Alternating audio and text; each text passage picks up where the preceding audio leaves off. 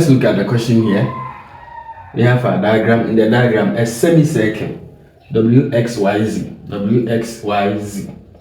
with a center O inscribed in an isosceles triangle ABC. So there's a semicircle which is inscribed within a triangle, and the triangle is isosceles. All right, and you can see that the semicircle touches the triangle at X here, and it also touches the triangle at the point Y. All right, and at the isosceles triangle, it means two sides are the same. That is, if AC, this side, is equal to BC, so these two sides are equal. OC from O to C, or C to O, the height on the triangle is 30 centimeters. And angle ACB, that is the angle here. He said is what? It's 130 degrees. Calculate, correct one decimal place, the radius of the circle. Okay. So let's see the radius of the circle. With the radius of the circle, you can get the radius from the center O here. So this is center, according to the question. Okay. And this is a semicircle. It touches the circle at Y, and then X and Y. That is inscribed in what? It is inscribed in the triangle. All right. So the semicircle can be from O2, from the center to the circumference here. It can be it can be from O to W, O to Z. They are all radius. Okay. So the radius can be from O to this point, O to W, or O to Z. But how do you calculate the radius from there? I find O to this place, I don't know. It will be difficult for me to, because here from O to C is the 30 centimeters. From here to W to, I don't know the length at the base, so that would be difficult. However, what I should know is that, okay, the semicircle, okay, the circumference part touches the circle at what? At the point X and the point Y. It means that if I draw, okay, another radius at the point of intersection of the radius and then the tangent, so it makes that this particular place, the X here, to become a tangent, and then the same thing applies to the Y here. It's also what? A tangent. All right, because it is touching the circle at a point, and this is the point that the line or the triangle touches what? Touches the circumference of the semicircle. All right, so the point of contact of the radius and then the tangent becomes what? Becomes 90 degrees. You see that? So we can say that we can draw, okay, our diagram there, and then we find the radius, so that from O to this particular place, okay, to the tangent, where the tangent of the circle at X, the point of intersection of the line and then the semicircle and then the radius, okay, they meet at a right angle. So the radius and the tangent meet at a right angle, so that I have OXC as a right angle triangle. All right, and then the OX become the radius, but from the center to the circumference. And then I was given an angle at ACB as 130, and because this triangle is isosceles, this side is the same as this side. So what happens is that the angle here will be divided into two equal halves. All right, because this side is the same as this side, isosceles. Okay, so here will be 65 and here will be 65. That will give me what? The 130 degrees. All right, so what I can do now is to draw a triangle, okay, from this particular diagram here. So from this diagram I can get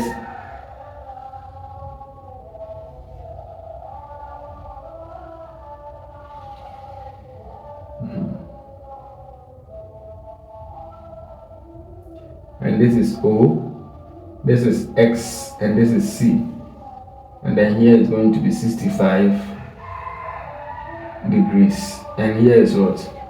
30 centimeters. All right, you will see. So if I remove this portion from there, from O to X is the radius, and the radius and the tangent meet at a right angle, and then because the triangle is isosceles, this side is the same as this side. If here is what? 130. The angle will be divided into 2, so here will be 65. All right. So, and then from C to this is the height of the triangle is what? Is 30 degrees. So I can get this from what? From the triangle or from the diagram here. Okay, from the diagram here, I can have this. All right. Then what I'm going to say is I'm going to find OX, which is the radius. Here is 90 degrees, so this side becomes what? My hypotenuse. And if the angle is here, this side is what? The opposite. So opposite and hypotenuse, it means I'm going to use sine. Okay, so from the diagram there, I can say that sine 65 is equal to what? The opposite OX over the hypotenuse. So this side becomes the hypotenuse. Alright, so 30 sine 65 degrees is going to be equal to OX. So 30 sine 65 degrees is going to give us what? 27. So my OX is going to be 27.1892 centimeters. Okay, so 27.1892 centimeters. So from O here to the X is the radius. All right, so you can say that therefore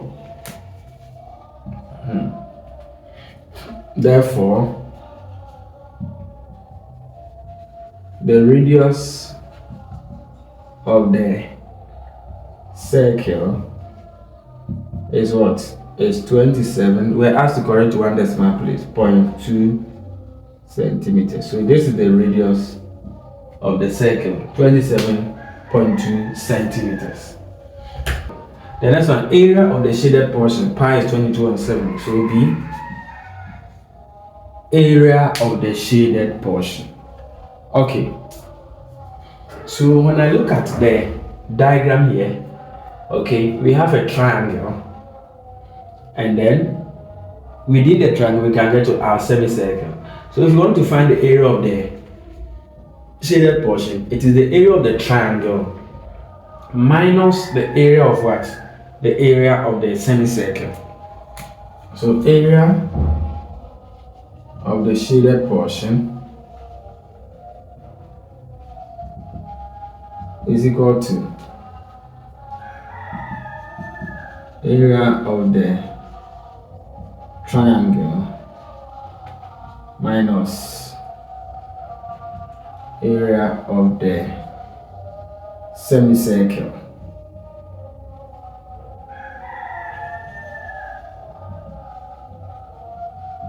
Okay, so area of the shaded portion, you take the whole area of the triangle, okay, the whole area, and then you subtract the unshaded portion, which is what? A semicircle, and then you get the area of what? The shaded portion. I believe this is understood. Okay, so one, we have to calculate the area of the triangle. You have to calculate the area of the semicircle. The semicircle is, now that one is very simple to get because we know the radius now, okay? And then area of a semicircle is half pi r squared. Area of a circle is pi r squared. So because it's a semicircle, that means half of a circle, that is half pi r squared. And half pi r, we know the radius as this. So what we need now, or what we have to do some work on, is the area of the triangle. Okay, and what is area of a triangle? Area of a triangle is half, so base, so we need the base times the height. The height is 30 centimeters. So what is left is the base of the triangle, which is from A to what? A to B. Okay, A to B. So let's see how we are going to do to find and take note, the height here is perpendicular to the base. So we are going to calculate for the base AB. And because this side is the same as this side, it will divide what? The base also into two equal parts. So AO will be the same as OB. Okay, but this is an isosceles triangle. So the height will divide the base into two equal parts. Alright. So what we need to calculate for is, we can calculate for OB. Okay, OB or AO. So whatever we get, because this side is the same as this side. Okay, this angle here is 65, then that will give me the 130. 65 plus 65. They have a common height of 30, so this side of the triangle is the same as this side of the triangle. So we are going to calculate the one of half of the base, and then we multiply by 2 so that we can get the entire base of the triangle. Is that okay? So that when with the triangle, I can remove one side of the triangle like this. So I have my C here, and then if I'm talking about this side, okay, if it is this side I'm moving, then my angle is 65. So the angle still remains 65. That is here is 90. That is 130 divided by 2. Here is the 30 centimeters. I have my 30 centimeters. I have my O here, and I have my B here. Alright, so I don't know here. That is what I'm going to calculate for. Okay. So since I'm going to calculate for here, then it means that what happens to here, this side becomes my opposite and my adjacent. So I'm going to use tan. So I can say that tan 65 degrees is equal to opposite, which is OB, over adjacent, which is 30. Opposite on adjacent. Okay. Then my OB, my length OB is going to what? 30 multiply 30 tan 65 degrees, so that my length OB will be what? So 30 tan 65. Let me use the calculator. 30 tan 65 will give me 64.3352 centimeters. 64.3352 centimeters. All right. So we have this particular side here. Okay, so we get this particular side 64.3352 centimeters. Okay, so therefore the base AB from A here to B, I've been able to get OB is equal to 2 times 64.3352. 64.3352. Then we get what it's going to give us. So 2 times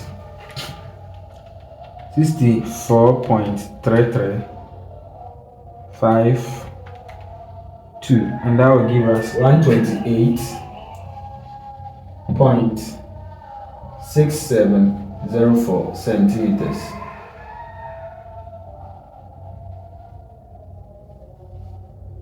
So we get 128.6704 centimeters. So that is the base of the triangle. So now we can find the area of the triangle. Half base times the height, which is what? 34. Area of the shaded portion. Okay, so we know area of the shaded portion is area of the triangle. So what is area of a triangle? Half base times height minus area of what? The semicircle, which is half pi r squared. So area of a circle is pi r squared. So half pi r squared. So now we are going to look for the base, and then so what is the base of the triangle? 128, that is the AB, 0.6704 times the height 30 minus half times pi 22.7 times the radius square, so 27.1892 squared. So you make sure you use the 4 decimal place, don't use the converted one. So this is the area of the triangle minus the area of the semicircle, half pi r squared. Alright, so area of the half times base, the base is 128 0.6704 times 30, which is the height, and that will give us 1930.056 minus half pi r square, half pi 22/7, then the r radius 27.1892, then you square it, and that will give us 1161.6827. Okay.